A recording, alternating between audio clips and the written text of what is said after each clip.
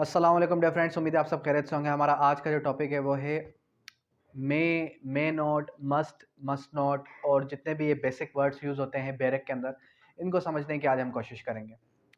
सबसे पहले तो बैरक को किस तरीके से पढ़ा जाता है, इसका लेक्चर ऑलरेडी रिकॉर्डेड है, वो भी आपके साथ शेयर कर दूंगा कि किस तरीके से बैरक को पढ़ते हैं। ठीक है, अब यहाँ पर अभी जो 19 फेब को, जो कल आपका टेस्ट हुआ था 19 फेब को, अब उसके अंदर कौन कौन से वर्ड्स यूज़ हुए और कहाँ से वो टेस्ट आया, वो सारा का सारा टेस्ट आपका बैरक से बना है। उस टेस्ट के अंदर कोई भी ऐसी वर्डिंग नहीं है जो कॉन्सेप्चुअल हो, कोई भी ऐसी वर्डिंग नहीं है जो आउट ऑफ बैरक आई हो। सारी की सारी वर्डिंग आपकी बैरक से ही उठाई गई है।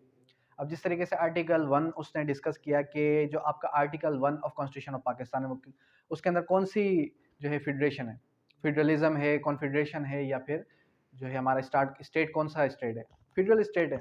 ठीक है, तो ये सारी बेसिक चीज़ें आज हम डिस्कस करेंगे और साथ ही साथ हम जो है आज स्टार्ट भी लेंगे क्यूएसओ का। ठीक है, अब सबसे पहले जो वर्ड हमारे पास है वो एक तो है शल नॉट, मस्ट नॉट और मे, उसके बाद मे नॉट, और उसके बाद वर्ड आ जाता है हमारे पास सेविंग क्लास। सेविंग भी कहते हैं इसको, और इसको हम कहते हैं सेव इज अदरवाइज प्रोवाइडेड। ठीक है, अदरवाइज प्रोवाइडेड। ठीक है, और उसके बाद एक आ जाता है not with standing, not with standing. ठीक है, नॉट विथ स्टैंडिंग क्लास। और इसके बाद कुछ हमारे पास सेक्शन ऐसे हैं जिसके अंदर ब्रैकेट के अंदर और जो है स्टार्स बने हुए हैं इस तरह। ठीक है, इसका क्या मतलब हो गया। और इसी के साथ ही साथ हमारे पास जो है एक होता है रिपीलिंग क्लास, और साथ में होता है enactment class. Enactment, repealing date होती है, ठीक है, और इनेक्टमेंट की डेट होती है, डेट ऑफ इनेक्टमेंट किसी भी कानून की, और डेट ऑफ रिपील। और हमारे पास कोई भी जो लॉ होता है वो कितने काइंड्स का होता है, जैसे कि हमारे पास या तो लॉ होता है प्रोसीजरल, या होता है आपका सब्सटेंटिव। ठीक है, और इसके साथ ही साथ कुछ और वर्ड्स भी हैं, वो भी डिस्कस करता चलूंगा। सबसे पहले हमारे पास जो वर्ड है वो वर्ड कौन सा है, वो है शल। अब ये जो वर्ड शल है, शल के क्या मतलब है। देखिए, शल के लिए आपने वर्ड याद रखना है, it is an mandatory provision, mandatory. ठीक है, शल नॉट भी क्या है, मैंडेटरी। मस्ट का मतलब क्या है, बिल्कुल नहीं, बिल्कुल। मतलब क्या आप इसको क्या याद रखना है कि मस्ट और मस्ट नॉट को, ये इलस्ट्रेशन के अंदर है क्यूएसओ की एक वर्ड है जो कि इलस्ट्रेशन के अंदर आ जाता है, जिसको हम कहते हैं मस्ट और मस्ट नॉट। ठीक है, तो ये भी एक किस्म की मैंडेटरी के अंदर फॉल कर सकता है। और मे का मतलब क्या है, मे आपका होता है डिस्क्रिशनरी, डिस्क्रिशनरी। ठीक है, मे नॉट भी डिस्क्रिशनरी है। अब सबसे पहले हम इन वर्ड्स को डिस्कस करते हैं जो आपके फॉल कर रहे हैं कहाँ तक, मे नॉट और शल नॉट। अब देखें, जो शल है, शल को आपने इस तरीके से एलोबरेट करना है कि शल क्या है वर्ड, ये है आपका मैंडेटरी। ठीक है, और मे क्या है, मे आपका हो गया डिस्क्रिशनरी। ठीक है, अब मिसाल के तौर पे कानून के अंदर ये बात लिखी गई होती है कि अदालत बाउंड है, क्या है, the court is bound to discharge such person, CrPC के अंदर हम पढ़ते हैं। या फिर ये है द कोर्ट में डिस्चार्ज, द कोर्ट में रिलीज।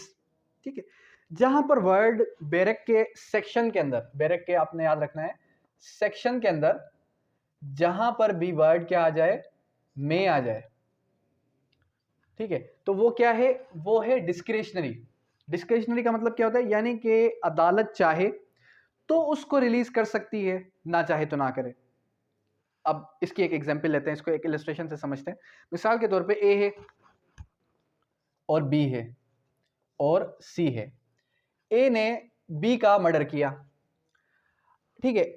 अब सी चाहे तो, सी की डिस्क्रिप्शन है, सी चाहे तो ए के खिलाफ एफआईआर लॉन्च करे या ना करे, सी की मर्जी है।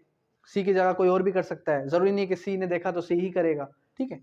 तो यहां पर क्या है, यहां पे जो वर्ड सी के लिए यूज होगा ये होगा क्या, मे, सी मे, ठीक है। तो इट मीन्स के this is the description of C. अब मिसाल के तौर पे क्या है कि ए है, बी है, ठीक है, ए और बी है और सी है, ठीक है। अब ए बी को जान से मार रहा है, ठीक है, और इसके पास कोई डेडली वेपन भी नहीं है, और सी ये देखता है कि ये इसको जान से मारा, मैं चाहूं तो इसको बचा सकता हूं, लेकिन वो उसको नहीं बचाता। अब वो उसको नहीं बचा रहा, इट मीन्स कि ये भी इसका साथ दे रहा है। पीपीसी के अंदर हम आगे चल के पढ़ेंगे। तो यहां पर आपने क्या याद रखना है, यहां पर आपने जो चीज याद रखनी है वो चीज कौन सी है, वो ये है कि यहां पर सी क्या होगा, सी के लिए वर्ड होगा शल, सी शल हेल्प बी, कि सी क्या करेगा, सी बी की हेल्प करेगा।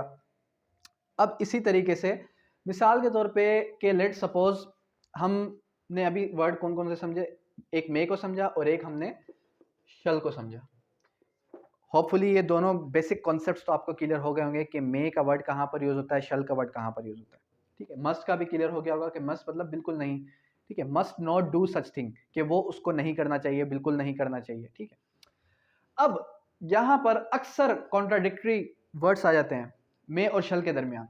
किसके दरमियान, मे और शल में अक्सर कॉन्ट्राडिक्शन आ जाती है कि क्या ये मे का वर्ड हमेशा से ही और हमेशा के लिए ही जो है मैंडेटरी और डिस्क्रिशनरी यूज होगा या नहीं।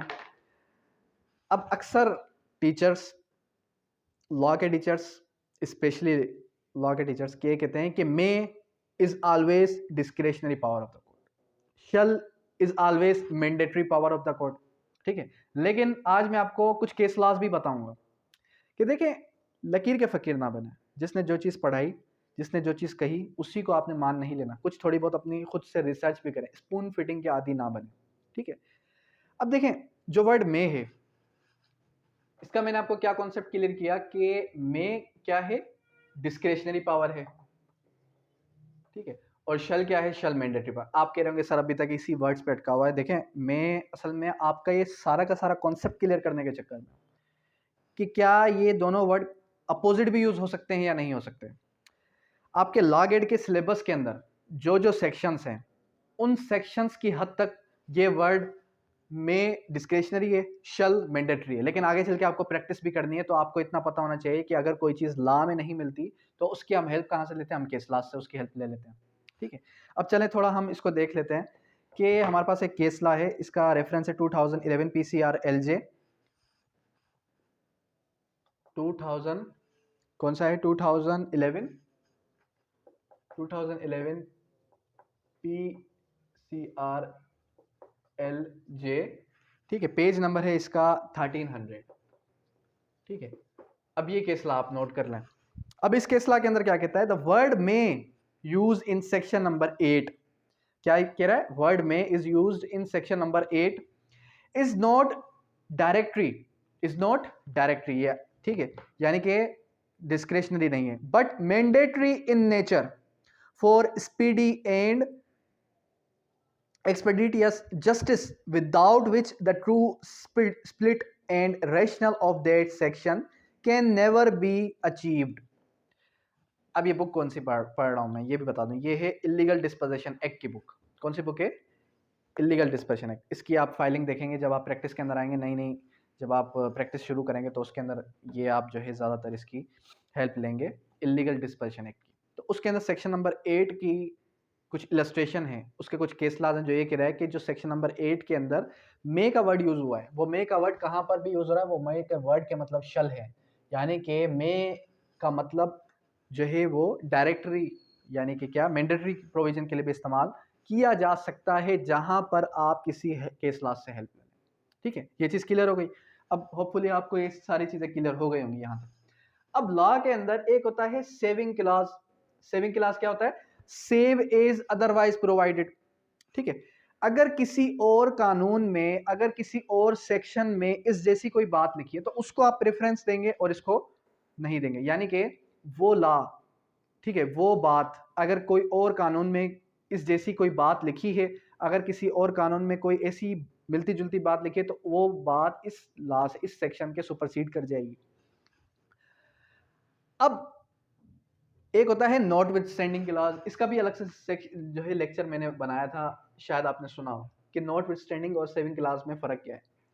अच्छा, ये जो मैं अभी आज आपको जो बेसिक कॉन्सेप्ट क्लियर कराने की जो मेरी क्लास है, ये सारे के सारे जो वर्ड्स होते हैं ये समझाए जाते हैं कहाँ पर, इंटरप्रिटेशन ऑफ स्टैट्यूट का जो हमारा सिलेबस है एलएलबी का, उसके अंदर ये चीज़ें समझाई जाती हैं, लेकिन अक्सर स्टूडेंट वो सब्जेक्ट पढ़ते ही नहीं है, फोकस ही नहीं करते। ठीक है, तो अब क्या है नोट विथ स्टैंडिंग क्लास।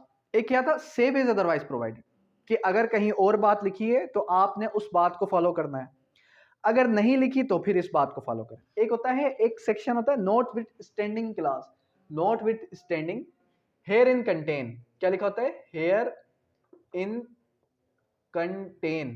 ठीक है, कि नोट विथ स्टैंडिंग से कोई सेक्शन शुरू हो रहा है, यानी कि सारे के सारी बातों को छोड़ दें, पहले इस बात को फोकियत दें, पहले इस सेक्शन को तरजीह दें, इस सेक्शन की बात माने, बाकियों की बात में माने। अब यहां तक क्लियर हो गया। ठीक है, तो कहने का मेरा मकसद क्या है, एक नॉट विथ स्टैंडिंग से स्टार्ट होता है, एक जो है सेविंग से स्टार्ट होता है। सेविंग का मतलब सेव इज अदरवाइज प्रोवाइडेड, कि अगर कहीं और बात लिखी है तो उसकी बात को मान ले, अगर नहीं लिखी फिर इसको माने। नॉट विथ स्टैंडिंग का मतलब क्या होता है कि इस कानून के इस सेक्शन को अहमियत ज़्यादा दी जाएगी। ठीक है, अब सेविंग, हर कानून के अंदर सेविंग्स होते हैं, ठीक है, सेविंग क्लास लाजमी होता है। अब उसका मतलब क्या होता है कि जितने भी आपके जर्नल, आपके जितने भी स्पेशल लॉज, लोकल लॉज बनाए जाते हैं, वो हमेशा सुपरसीड करते हैं किसको, जर्नल कानून को, जर्नल लॉज को वो क्या करते हैं, सुपरसीड कर जाते हैं। ठीक है, ये बात भी आपने याद रखनी है। अब कुछ और वर्ड्स भी हैं, ठीक है, यहाँ तक। अब ये एक स्टार मैंने बनाया है, अब इसका क्या मतलब है, इसको अगर मैं क्लियर करता चलूँ तो मैंने कुछ यूं ब्रैकेट के अंदर 3 स्टार्स बनाए इस तरीके से। इनका क्या मतलब है, जब आप बैरक को वर्ड बाय वर्ड पढ़ेंगे तो आपको मज़ा भी आएगा और आपको वर्ड्स क्लियर भी होंगे और माइंड में क्वेश्चंस भी रेज होंगे। लेकिन जब हम किसी कानून को एक बार पढ़ते हैं तो वो हमारे सर से गुजर जाता है, दूसरी बार पढ़ते हैं कुछ ना कुछ दिमाग में बैठ जाता है, ठीक है, फिर तीसरी बार पढ़ते हैं फिर थोड़ा और बैठता है, फिर चौथी बार फिर वो बात हमें जहन नशीन हो जाती है कि इस सेक्शन में कहना क्या जा रहा है। ठीक है, अब इसका मतलब मैं बता रहा था कि इसका क्या मतलब है, इसका मतलब होता है ओमिटेड। ओमिटेड का क्या मतलब है ओमिटेड का मतलब ये होता है कि मिसाल के तौर पे एक सेक्शन कानून बनाया गया 1908 सीपीसी, 1908 में ये सीपीसी आई। ठीक है, अब सीपीसी के अंदर क्या हुआ कि सीपीसी के अंदर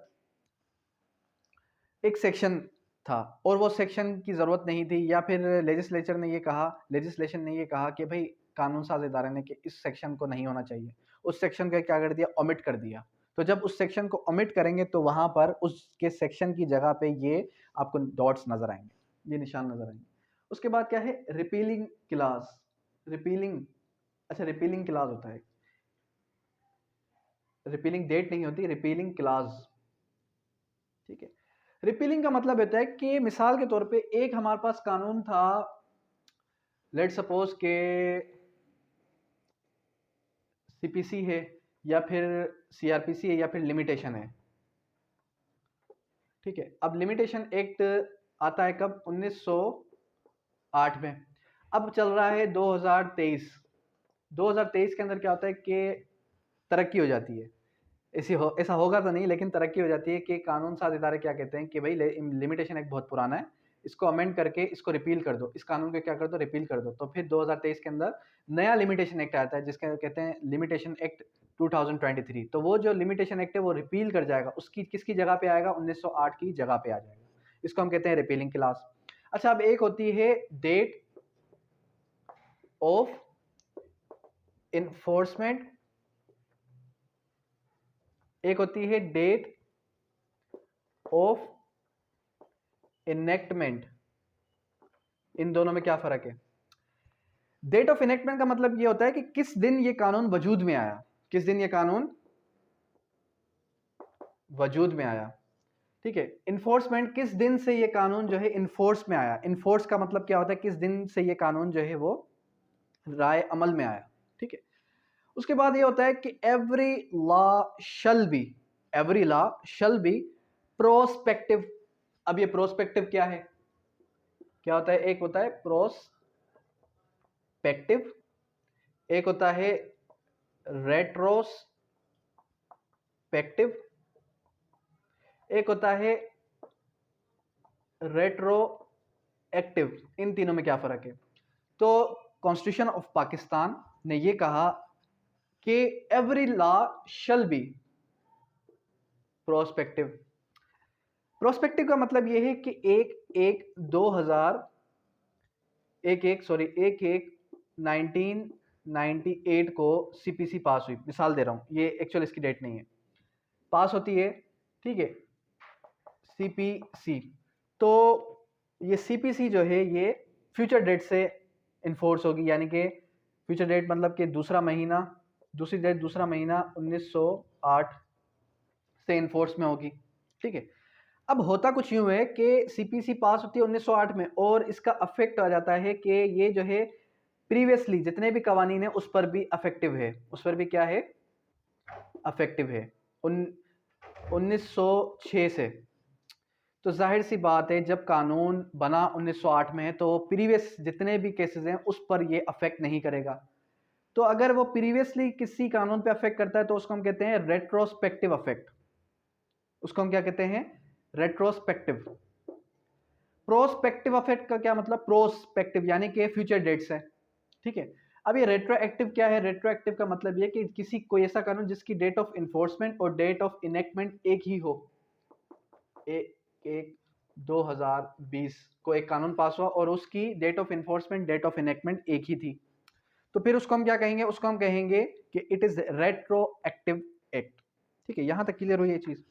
अब यहां तक कोई क्वेश्चन, कोई क्यूरी तो आप जो है करें मुझसे। होपफुली जो लॉज के अंदर जितने भी हमारे पास जितने भी बेसिक कॉन्सेप्ट्स होते हैं वो सारे मैंने आपको क्लियर कर दिए। अब इससे हटके अब अगर हम अपने लॉ गेट की तरफ आएँ तो लॉ गेट के अंदर क्या क्या पढ़ाया जाता है, किस तरीके से पढ़ते हैं हम, कौन कौन से सब्जेक्ट्स हैं। सबसे पहले क्या है आपका सीपीसी, फिर क्यूएसओ, फिर पीपीसी, फिर सीआरपीसी, फिर लीगल एथिक्स। ठीक है, अब मैं स्ट्रेटेजी बताऊंगा किस तरीके से हम जो है लॉ गेट के सिलेबस को क्लियर करेंगे। लीगल एथिक्स हो गया, और फिर जो है कॉन्स्टिट्यूशन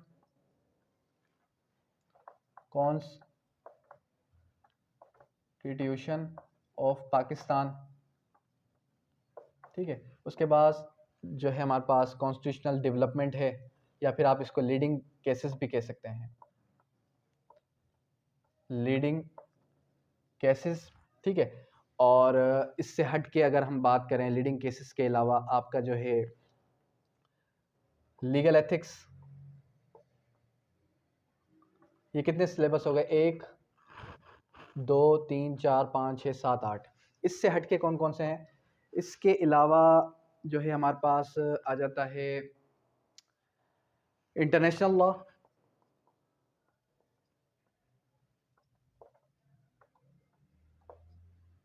और ज्यूरिस्प्रूडेंस।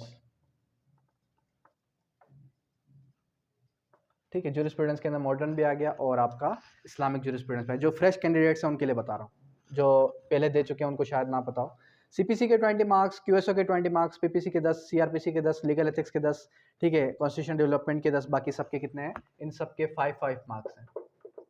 इन सबके कितने, इनके 10 हैं, इनके 10 हैं, इनके 10 मार्क्स हैं, और इन दोनों के कितने, इन दोनों के 20 मार्क्स हैं। ठीक है, अब इस सिलेबस को हम कवर किस तरीके से करेंगे।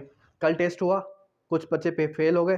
ठीक है, कुछ फेलियर भी होंगे, कुछ ऐसे भी होंगे जो फर्स्ट टाइम अटेम्प्ट दे रहे होंगे, जिनकी ये होगी कि यार हमने फर्स्ट टाइम ही देना है, और रिस्क नहीं लिया होगा उन्होंने क्योंकि उनका रिजल्ट भी आया होगा। तो इससे रिलेटेड अगर मैं आपको बताऊं कि आपने बैरक्स पर फोकस करना है। ठीक है, अब जो हमारे लेक्चर्स होंगे वो लेक्चर्स किस तरीके से होंगे, एक तो प्रीवियसली रिकॉर्डेड लेक्चर्स हैं,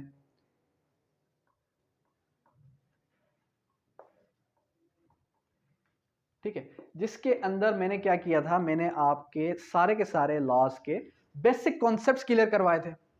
अब बेसिक कॉन्सेप्ट्स क्लियर कब होते हैं, जब हम उनको अच्छे तरीके से समझते हैं, ठीक है। अब बेसिक कॉन्सेप्ट्स क्लियर करने के लिए आपको ये प्रीवियस रिकॉर्डेड लेक्चर्स मिलेंगे। फिर इसके बाद हम क्या करेंगे, हम जो है बेरेक एक्ट की तरफ फोकस करेंगे और इसको हम कहेंगे Barack smart study. Barack smart study, इस स्टडी के अंदर क्या होगा कि बेरेक को वर्ड बाय वर्ड पढ़ेंगे। बेरेक के अंदर जो एक सेक्शन के अंदर जो मेन बात है, जो मेन करक्स है उसका, वो निकालेंगे, ठीक है। और फिर क्या करेंगे, दोनों लेक्चर्स आप जब ले लेंगे तो आपको कॉन्सेप्ट भी क्लियर हो गया और आपको बेरेक को पढ़ना भी आ गया। होपफुली जब आप बेरेक को पढ़ना सीख लेंगे, अटेम्प्ट देने के बाद, कल को आप जुडिशरी के अटेम्प्ट देते हैं, आप लीगल इंस्पेक्टर के अटेम्प्ट देते हैं, तो आपको दोबारा से क्लासेस लेने की, किसी की कोचिंग लेने की जरूरत नहीं पड़ेगी, ठीक है। अब आज से हमने स्टार्ट क्या करना है, आज से हमने क्यूएसओ स्टार्ट करना है, लेट्स, ठीक है। अब जो क्यूएसओ है, क्यूएसओ के अंदर 166 आर्टिकल्स हैं, ठीक है। अब क्यूएसओ की अगर बेसिक इंफॉर्मेशन दी जाए तो क्यूएसओ क्या है, कानून शहादत ऑर्डर। ये रिपील किससे हुआ, इंडियन एविडेंस एक्ट से, ठीक है,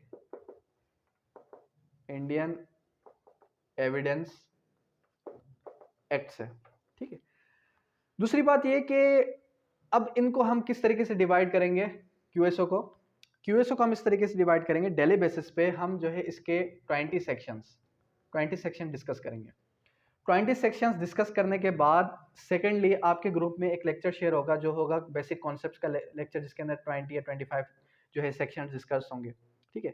तो आपने इनको क्लियर किया, जब इनको क्लियर कर लिया, क्लियर करने के बाद नेक्स्ट डे जब आप क्लास अटेंड करेंगे, क्लास अटेंड करने से पहले आपको वेब जनरेटेड मॉक टेस्ट दिया जाएगा। अब वेब जनरेटेड मॉक टेस्ट के से इसका क्या फ़ायदा है, इसका ये फ़ायदा है कि जब आप डेली बेसिस पे टेस्ट देंगे तो आपकी जितने भी क्यूरीज हैं वो भी क्लियर होंगी और आपको ये पता चलेगा कि आपकी खामियां किधर हैं, कौन सा कानून, कौन सा लॉ ऐसा है जहां पर आप मार खा रहे हैं, कौन सा लॉ ऐसा है जहां पर आपको फोकस ज़्यादा करना चाहिए, ठीक है। तो ये सारा हो गया। उसके बाद कुछ अक्सर स्टूडेंट्स कह रहे थे सर नोट्स नहीं मिले, नोट्स हमें प्रोवाइड कर दें, कुछ नोट्स की मेहरबानी कर दें। तो देखें, मैंने इतनी बड़ी अभी जो है तकरीर की है कि बेसिक कॉन्सेप्ट्स कहाँ से आएंगे यार। आपको इतना पता होना चाहिए कि लॉ गेट का जो सिलेबस है ये सारा का सारा किस पर फोकस है, बेरेक के ऊपर। पेपर उसने कहाँ से निकालना है, बेरेक में से। आप कहते हैं सर नोट्स बना दें, यार नोट्स मैंने आपको प्रोवाइड किए थे, लेकिन उसका रिजल्ट ये निकला कि नोट्स में कोई और बात, नोट्स में बेसिक कॉन्सेप्ट्स क्लियर हो रहे थे और बेरेक के अंदर जो है जाहिर सी बात है बेरेक की बात थी। फिर अक्सर स्टूडेंट ने कहा कि सर मेरे 60 क्यों आए, आपने जो है आपके नोट्स में ये बात तो नहीं लिखी थी जो लॉ गेट के पेपर के अंदर आ गई। देखें, आपने क्या करना है, नोट्स भी मैं आपके साथ शेयर कर दूंगा, वेब जनरेटेड भी टेस्ट भी सारा शेयर कर दूंगा, सारा कुछ मैं शेयर कर दूंगा। आपने क्या करना है, आपने बेरेक को पढ़ना है, बस बेरेक को बार बार पढ़ना है, इलस्ट्रेशंस को पढ़ना है। अब कुछ लॉन्ग स्टेटमेंट्स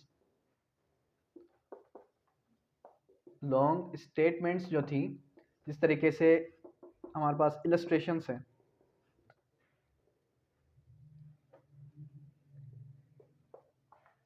जो किसके अंदर है, जो आपके क्यूएसओ के अंदर। क्यूएसओ का हर आर्टिकल खोलें तो हर आर्टिकल के अंदर कोई ना कोई आपको इलस्ट्रेशन मिलेगी ही मिलेगी, ठीक है।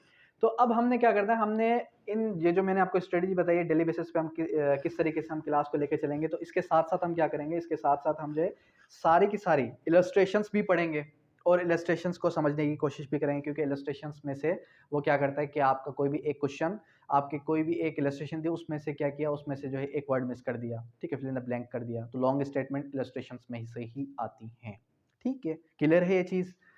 अच्छा, दूसरी बात कि इस बार जूरिस्प्रूडेंस से कुछ हटके सवाल है, तो जूरिस्प्रूडेंस मैंने जो पढ़ाया था उसमें से सवाल नहीं आया। तो स्टूडेंट कह रहे थे कि सर आपने जो इसमें इमाम मालिकी और इमाम शाफी का कुछ बताया था उसमें से सवाल ने थोड़ा हट के आ गया। देखें, जूरिस्प्रूडेंस के मार्क्स कितने हैं, 5 मार्क्स हैं। मॉडर्न के भी कितने हैं, 5 मार्क्स हैं। सिलेबस कंप्लीट है। इसको फोकस कम करना है, इनको फोकस ज़्यादा करना है। मैं स्टार्ट कहाँ से कर रहा हूँ, मैं स्टार्ट क्यूएसओ से क्यों कर रहा हूँ? मैं स्टार्ट क्यूएसओ से इस वजह से कर रहा हूँ क्योंकि उसके 20 मार्क्स हैं। फिर सीपीसी पे आऊँगा, फिर पीपीसी पे आऊँगा, फिर सीआरपीसी पे आऊँगा, फिर लीगल एथिक्स पे आऊँगा, क्योंकि उनके मार्क्स ज़्यादा हैं। मैं चाहता हूँ कि आपके ज़्यादा मार्क्स की कवरेज पहले जो है कंप्लीट हो, फिर जो जिनके मार्क्स कम है उनकी कवरेज हम वहाँ से कंप्लीट कर लेंगे, ठीक है। अब यहाँ तक किसी भी किस्म की कोई भी क्वेरी, कोई भी क्वेश्चन है तो आप कर सकते हैं। और रजिस्ट्रेशन का नंबर कह रहे थे कि सर आप रजिस्ट्रेशन नंबर बता दें, तो वो है 0311 300 888 7। ये मेरा एक ही जो है हमारी एकेडमी का एक ही व्हाट्सअप नंबर है रजिस्ट्रेशन के लिए। ऑफिशियल नंबर ये एक ही है, इसी पे आपने कांटेक्ट करना है। फीस वगैरह जो भी है इसी पे सेंड करनी है, सारा कुछ जो भी है आपका लेन देन है, आपके जो ग्रुप में एडिंग होगी वो सब इसी जो है नंबर से होगी, ठीक है। अब यहाँ तक कोई भी क्यूरी तो आप कर सकते हैं। Thank you, that's all.